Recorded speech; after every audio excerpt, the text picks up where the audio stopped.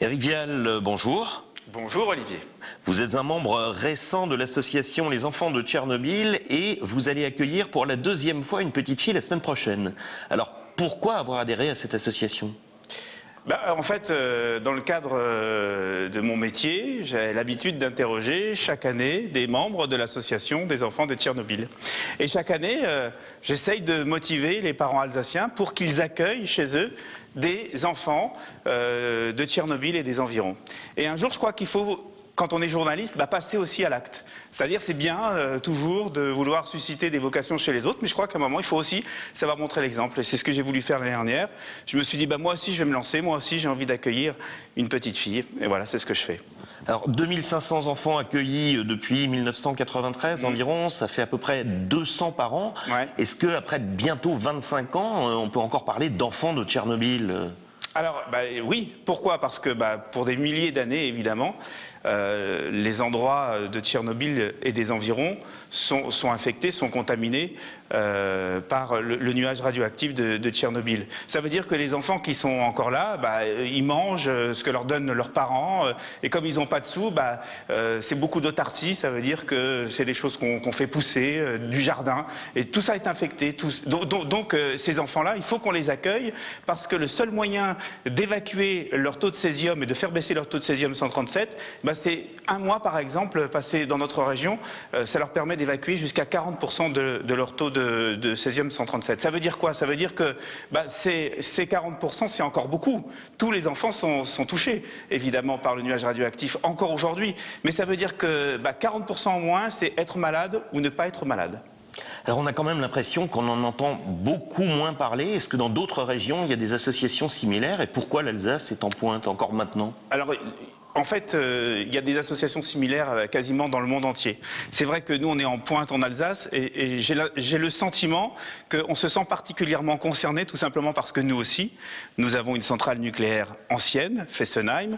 Nous aussi, si jamais il y avait un incident, cette centrale nucléaire, si elle devait être amenée à sauter, elle concernerait plusieurs pays, comme Tchernobyl. Tchernobyl, c'est la Russie, c'est l'Ukraine, c'est la Biélorussie. Fessenheim, ce serait la Suisse, ce serait l'Allemagne, ce serait la France. On est très très similaire avec ce qui est en train de se passer avec Tchernobyl. Alors cette expérience personnelle pour vous, vous la renouvelez, ça veut dire que ça vous a apporté quelque chose l'an passé? C'est un vrai régal. Franchement, c'est un vrai régal. Moi, j'attends Tatiana avec... vous pouvez pas savoir comme on attend cette petite fille. Finalement, c'est un geste sanitaire, parce qu'elle a une famille. Mais quand on aide les gens, c'est bizarre, mais quand on les aide, on a toujours du retour. Et ce retour-là, cette bonté qu'elle a dans les yeux, que sa famille nous écrit, ce sont des moments qui sont très difficilement commentables, mais c'est que du bonheur. Vraiment, c'est que du bonheur. Les choses importantes, elles sont là.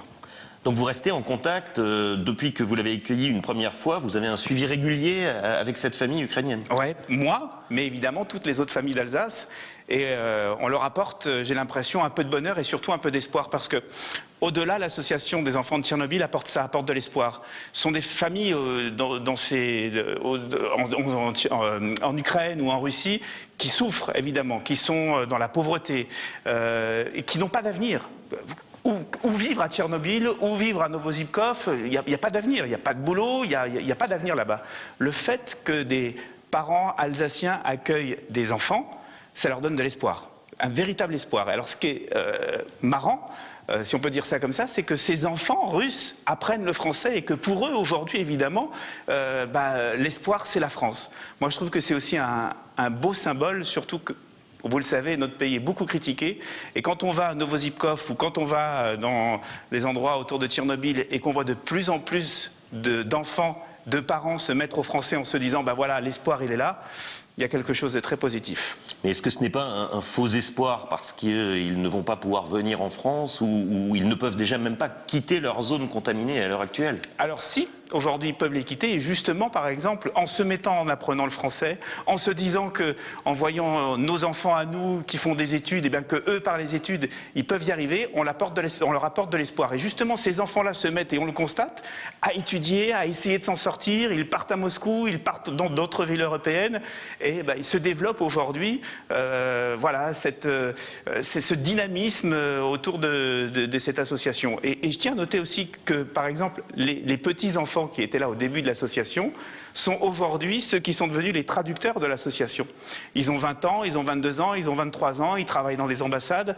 Donc vous voyez, les enfants de 10 ans aujourd'hui sont suivis par ceux qui étaient là il y a une dizaine d'années. Éric Vial, merci. De rien.